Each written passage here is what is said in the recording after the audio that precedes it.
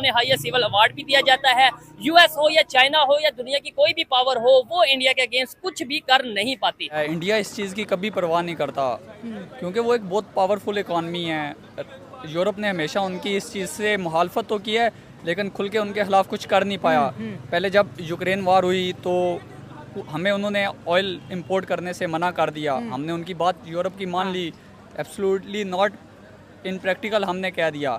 लेकिन इंडिया ने तब भी उनसे पेट्रोल और बाकी चीज़ें इंपोर्ट की और उसको बहुत डिस्काउंटेड प्राइस पे परचेज़ किया और बाद में फिर इन्हीं यूरोपियन कंट्रीज़ को उसने बेचा। हाँ बिल्कुल। हाँ तो इंडिया तो इस चीज़ की परवाह नहीं करता क्योंकि उसकी दो रीजंस है। एक तो उनकी इकॉनमी इतनी स्ट्रांग है और इतनी पावरफुल इकॉनमी है और दूसरी वो ट्रू डेमोक्रेसी है। ऐसा नहीं है कि उन मोदी के मैंडेट पे कोई क्वेश्चन नहीं कर सकता इंडिया में।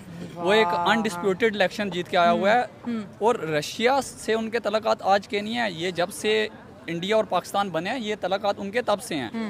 उन्होंने कभी अपनी स्टेट को स्विंग स्टेट नहीं बनाया। वो शुरू से ही रशिया के साथ खड़े हैं। हमारी तरह नहीं है कभी एक प्राइम मिनिस्टर रशिया जा रहा है कह रहा है कि हम रशिया से तल्लुकात बनाएंगे, दूसरा आता है कहता है नहीं जी हम यूएसए से तल्लुकात बनाएंगे। तो इंडिया बहुत क्लियर है अपने तल्लुकात को लेके। वो हमारी तरह नहीं है कि हमारा प्राइम मिनिस्टर जा रहा है मिलने, वो प्यूटन से जा रहा है, जाके मिल वो कैमरामैन से रहा है। वो बात भी मैंने करनी थी कि इतना 6 दिन पहले जब हमारे प्राइम मिनिस्टर की मुलाकात पुतिन से होती है एससीओ मीटिंग में, तो पुतिन साहब बड़े प्यार से हाथ बढ़ाते हैं तो शाबाश पुतिन को इग्नोर करके पहले कैमरामैन से मिलते हैं तो फिर जाके पुतिन से मिलते हैं। इतनी एम्बैरेसमेंट। टर्की जाते हैं तो टर्की उर्तुगान के कान में बार बार कह रहे भाई तेरे लिए आम लाया हूँ, तेरे लिए आम लाया हूँ। क्या मतलब उन्होंने कभी आम नहीं खाए? क्या क्या क्या बिहेवियर है ये? तो चलो प्राइम मिनिस्टर तो नालायक है ही है। ये तो फॉरेन ऑफिस वाले लोगों का काम है। प्रोटोकॉल उसको फॉरेन प्रोटोकॉल सिखाएंगे भाई आप प्यूटन से मिलने आए हुए हो, कैमरामैन से नहीं मिलने आए हुए। पर आम तो हम वैसे भी उसको भिजवा सकते हैं। प्राइम मिनिस्टर इसके लिए थोड़ी है कि पूरा जहाज लेके जाएंगे उसको प्राइम मिनिस्टर ऑफ टर्की को आम देने जाए। भाई आप कोई ट्रेड उनसे एग्रीमेंट करें, बोले मैं ये इन्वेस्टमेंट अपॉर्चुनिटीज लेके आया हूँ, आम थोड़ी लेके जाता है प्राइम मिनिस्टर। ये तो लोगों के घर मिलने जाए तो वो लेके जाता है, ये प्राइम मिनिस्टर का काम थोड़ी है। अच्छा दूसरी तरफ आज मोदी साहब को हाई सिविलियन अवार्ड से नवाजा जो कि बहुत बड़ी बात होती है। घर का पुतिन ने अपना विजिट करवाया और बताया कि मेरे घर में मेरी ये चीज़ें मेरी पसंदीदा है। ये चीज़ें और सोशल मीडिया पे बड़ी वायरल हो रही है। इंडिया के प्राइम मिनिस्टर की इतनी इंपॉर्टेंट, और हमारे प्राइम मिनिस्टर अगर कहीं चले जाए तो आधी कंट्रोवर्सी तो उनके खुद की वजह से होती है और इतनी इंपॉर्टेंस भी नहीं मिलती और मीटिंग्स में इग्नोर होते हुए नजर आ रहे होते हैं। उसकी वजह यह है ना कि इंडिया कुछ लोग कुछ दो की पॉलिसी पे काम करता है। वो इन्वेस्टमेंट अपॉर्चुनिटीज लेके जाता है। हमारे वाले कशकोल लेके जाएंगे तो वो उसमें बीक डाल के वापस भेज देंगे। अब बेकारी हमारे घर आएगा तो हम तो उसको गेट से ही वापस भेज देंगे ना। कोई मेहमान आएगा तो उसको घर में लेके जाते हैं। मोदी साहब उनके मेहमान थे, हमारे वाला उनका बेकारी बन के गया था तो उन्होंने वहाँ गेट पे भीख डाली इसके कशकोल में और वापस चलता है। रशिया के प्राइम मिनिस्टर रशिया के हैं, उन्हें हाईएस्ट सिविल अवार्ड वहाँ का जो रशिया का हाईएस्ट सिविल अवार्ड है वो दिया गया है। प्रोटोकॉल दिया गया प्रॉपर। उनके रशिया के जो प्रेसिडेंट पुतिन है वो बाकायदा तौर पे उनसे मीटिंग कर रहे हैं, अपने फार्म हाउस में मिल रहे हैं और बहुत सी चीज़ों पे ऑयल के ऊपर बात हो रही है। इंडिया अगर रशिया से ऑयल ले सकता है, उन्हें सिविल अवार्ड मिल सकते हैं हाईएस्ट सिविल अवार्ड, हम क्यों नहीं ऑयल ले सकते? हमें अवार्ड तो चले छोड़ ही देना। देखें जब आप दूसरी कौमों से भीख मांगेंगे ना, ठीक है, और खुद अपने मुल्क को लूटेंगे तो उसका नतीजा यही निकलेगा कि हमेशा बकारी रहेंगे। सीधी सी बात। ठीक हो गया। दूसरी बात यह है कि जब आपके प्राइम मिनिस्टर के ऊपर या जितने इधर मिनिस्टर हैं जिनके पास इख्तियारात हैं, पावर है, जिनके पास पावर है, उनके ऊपर जो पावर है वो जो कि इस मुल्क को मेन सिक्योरिटी दे रहा है वो फौज का इदारा है। ठीक है। जब फौज का इदारा ही इनका एहतसाब नहीं कर सकता, अच्छा, तो कौन करेगा? नहीं वैसे उस अदारे का काम एहतसाब करना शायद नहीं है, मतलब देखने वाले बताइएगा। उसका काम तो अपनी ड्यूटी देना है। बाहर के मुल्कों में जो भी इदारा होता है उसके ऊपर दूसरा इदारा चेक एंड बैलेंस रखता है। वो तो हमारा जो सा जस्टिस सिस्टम है या कोर्ट या अदालतें हैं उनका काम है सारे इदारों के ऊपर चेक एंड बैलेंस रखना। लेकिन जब आपका एक इदारा, ये इदारा इस तरह का है कि इस वक्त नॉर्मली तौर पर तो यहाँ जमहूरियत नजर आती है, लेकिन मैं नहीं समझता कि है। ठीक है, पाकिस्तान में डेमोक्रेसी नहीं, फुल डिक्टेटरशिप है। आर्मी के अंडर मुल्क है, जैसा वो चाहते हैं वैसे ही होता है, क्योंकि पावर उनके पास है। ठीक है, नहीं मैं नहीं लेकिन समझता कि किसी पीएम के पास कोई पावर है, ठीक है, आर्मी चीफ के पास सारी पावर। लेकिन हमें वहां से उस अदारे से ये सुनने को मिलता है कि भाई उनका सियासत से कोई ताल्लुक नहीं है, अक्सर वो ऐसी मतलब ये है कि स्पीच भी करते हैं, स्टेटमेंट भी देते हैं। मुझे बताएं चलें ये चीजें तो हमारा इंटरनल मैटर है ना। मुझे एक मिनट मौका दें, क्या वजह है कि दूसरे कंट्रीज में आपको क्या लगता है कि इख्तियार प्राइम मिनिस्टर के पास होता है? जैसे मैं बार बार जिक्र इंडिया का इसलिए करता हूँ, एक तो वो निर्भर है, दूसरे नंबर पे हमारे साथ सफर मैं स्टार्ट हुआ। सिर्फ एक बात करना चाहता हूँ कि इंडिया का प्राइम मिनिस्टर अगर कोई गलती करेगा ना, अच्छा, उसको फौरन कैप्चर किया जाएगा। ठीक है, यहाँ पर कोई गलती करता है तो उसको पकड़ने वाला कोई नहीं है। अच्छा, ये चीज है, सबसे बड़ी बात यह है कि उसको पकड़ने वाला कोई और नहीं है, कौन है, जो सुपीरियर इदारा है, हमें तो फौज का नजर आता है। ठीक है, अगर वो चेक एंड बैलेंस नहीं रखते तो कौन रखेगा? ठीक है। पावर तो उनके पास है नहीं, ना। वैसे मैं ये समझता हूँ नैब अदारा एक बना हुआ है जो कि चेक एंड बैलेंस रखता देखिए, है। मैं आपको इसके अलावा मिसाल अदालतें ऐसे हैं। देता हूँ, मिसाल ऐसे देता हूँ। ठीक है, अगर नैब है तो आप 50 करोड़ से नीचे का गबन करते हैं, हाँ, तो आपको नैब पकड़ ही नहीं सकता।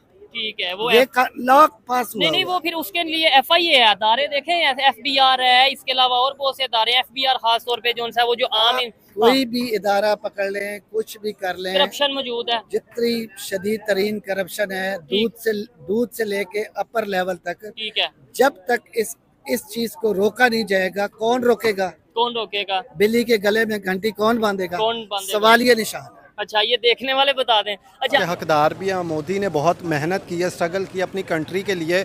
आप खुद देख लें कि आज से 15 साल पहले अगर आप उनका इंडिया की वैल्यू देख लें, हमारे पाकिस्तान के लेवल पे थे, ठीक है, ये नहीं, थोड़ा पाकिस्तान से भी बेहतर थे। वही ना, कुछ बेहतर थे। हाँ। लेकिन इस वक्त आप देखी जाएं तो हमारा शायद क्या हुआ, अच्छा, हाँ, तब देखें इंडिया का 1 रुपया अगर होता था तो हमारा शायद वो हाफ होता था, ठीक है। लेकिन इस वक्त हमारा इतनी वैल्यू लो हो चुकी है कि हमारे 5 रुपए हों तो उनके 1 रुपए के बराबर सही बनते हैं, हो गया, ठीक है। हाँ, ठीक तो है। रीज़न ये है कि मोदी जी ने बहुत सारी मेहनत की, स्ट्रगल की है, उन्होंने अपनी हर कंट्री के अंदर एक अच्छी बेस बनाई है, ठीक है। कहते हैं ना, जिसकी जितनी वैल्यू होती है उसको उतनी ही इज्जत दी जाती है, ठीक है।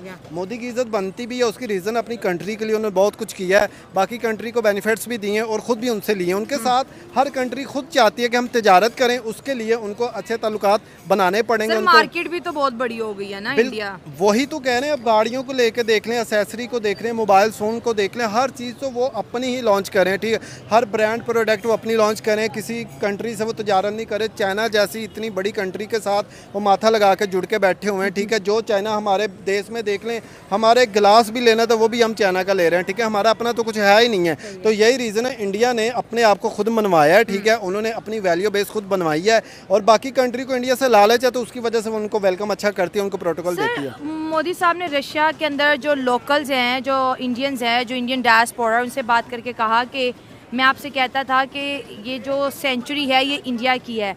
आज दुनिया कहती है कि ये जो सेंचुरी है ये इंडिया की है। हर जगह इंडिया जो है डोमिनेट कर रहा है, वो क्रिकेट हो, जैसे अभी last T20 world cup cover हुआ, IT हो, इकोनॉमिक हो, मैन्युफैक्चरिंग हब हो, हर जगह जो है इंडियन लोग या इंडिया डोमिनेट करता हुआ दिखाई दे रहा है। देखें, बात मैंने पहले भी कही है, जब एक अच्छा लीड करने वाला लीडर मिल जाता है ना, तो आपकी कंट्री के, आपकी पब्लिक के हालात बदलना शुरू हो जाते हैं, ठीक है। जब मोदी आया था उसने हर किसी को, सिविलियन जितने भी, चाहे वो मुस्लिम है, चाहे नॉन मुस्लिम है, हिंदू है, जो भी है, उन्होंने हर किसी को अच्छी सहूलत दी है, अच्छे बेनिफिट्स दिए हैं।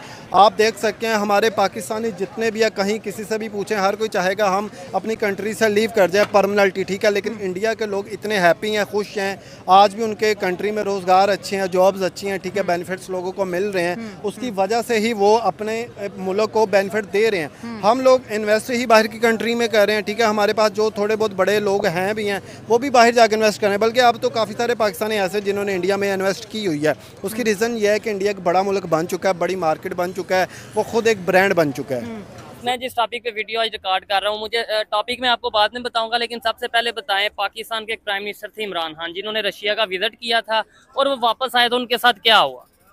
उनको तो उधर से ही उतार दिया ना, वो समझ रहे कि प्राइम मिनिस्टर से ही उतार दिया, ठीक है। उनको अभी जेल में है, वो इसी बात की वजह से तो जेल में है। ये रशिया क्यों गए? ये रशिया क्यों गए? ठीक है। और अमेरिका बहादुर कहता है कि जी भाई ये आप वो बेसिक ये मसला था वहाँ का, मैं आपको बताता हूँ कि मसला क्या बना था। ठीक है। वहाँ पे ये वो कह रहे थे कि यूक्रेन के बारे में और आप रशिया की मजम्मत करें, ठीक और है। वो प्राइम मिनिस्टर ने कहा था कि जी मैं नहीं करूंगा। ठीक हो जो गया। चीज गलत है वो गलत है। वो कहता है ये हम खुद मुख्तार हैं, दोस्त रखें सबको, हम्म। जिस तरह इंडिया दोस्त रखता है सबको, ठीक है। कि यार दोस्ती सबसे है, बाकी जो काम अपना इधर से फायदा है उधर से अपना उधर रिलेशन बेहतर करेंगे, रिलेशन अच्छा। बेहतर करेंगे। हमें अच्छा। कोई हमें जंगों में उलझने की हमें पढ़ने की जरूरत नहीं है। जरूरत अच्छा नहीं। मुझे बताएं, अभी इंडिया के जैसे आपने बात की, इंडिया के प्राइम मिनिस्टर गए हैं रशिया, वहां पे उन्हें हाईएस्ट सिविल अवार्ड 300 साल पुराना जो रशिया का कोई बड़ा कदीम अवार्ड है वो दिया गया है। मैं ये समझता हूँ ये एक हिस्ट्री क्रिएट हो गई है।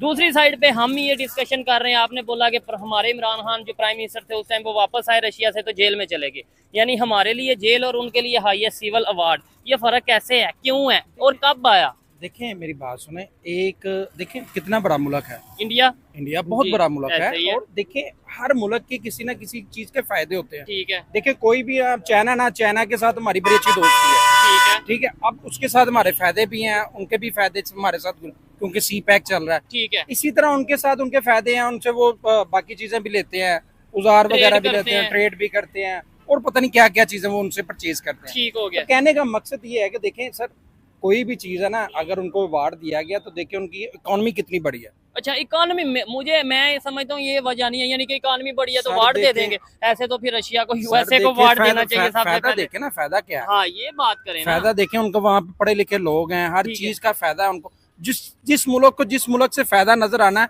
उसी को अप्रिशिएट करेंगे ना। इंडिया इस टाइम आईटी की इंडस्ट्री में ना बहुत ज़्यादा आगे निकल गया है। ठीक है। आप देख लें कि इस टाइम आईटी के जितने भी सॉफ्टवेयर हाउसेज हैं, जितनी भी बड़ी बड़ी कंपनीज हैं, फेसबुक, गूगल, माइक्रोसॉफ्ट, सबके ऑफिसेज इंडिया में मौजूद हैं, लेकिन Open पाकिस्तान में कोई भी एक नहीं भी है। नहीं, ठीक हो गया। तो इंडिया इस टाइम बहुत ज़्यादा आगे निकल गया है, और अगर हम पाकिस्तान उससे compete कर सकते हैं तो ना हमारे पास कोई दूसरी इंडस्ट्री तो कोई रह नहीं गई ना, हमारी दूसरी कोई एक्सपोर्ट है नहीं, तो हम सिर्फ एक सेक्टर रह गया है आईटी का, तो जिसमें इसके हम grow ज़रिए कर हम सकते हैं। ग्रो कर सकते हैं। अगर गवर्नमेंट इस पे फोकस करे और आईटी को फ़रोग दे तो इसमें हम बहुत ज़्यादा आगे इंडिया से भी निकल सकते हैं, अगर हम इस पे फोकस करें। और गवर्नमेंट को भी ये करना चाहिए कि ये आईटी सेक्टर पे ना बहुत ज़्यादा टैक्सेस लगा रही है, जिससे ना लोग अपने बिजनेस नहीं कर पा रहे। कम से कम इस सेक्टर पे वो हुकूमत को टैक्स कम करने चाहिए, ताकि ये grow ताकि ज़्यादा करेंगे। से ज़्यादा ये डॉलर हमारे पाकिस्तान में आए, जो कि नहीं है। जो कि नहीं है।